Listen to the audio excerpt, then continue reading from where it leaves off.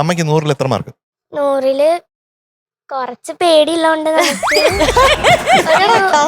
சின்ன சின்ன ஆசை சிறகடிக்கும் ஆசை முத்து முத்து ஆசை முடிந்து விட்ட ஆசை வெண்ணிலவு தொட்டு முத்தமிட ஆசை என்னில் இந்த பூமி சுற்றி வரும் ஆசை சின்ன சின்ன ஆசை சிறகடிக்கும் ஆசை முத்து முத்து ஆசை முடிந்து விட்ட ஆசை.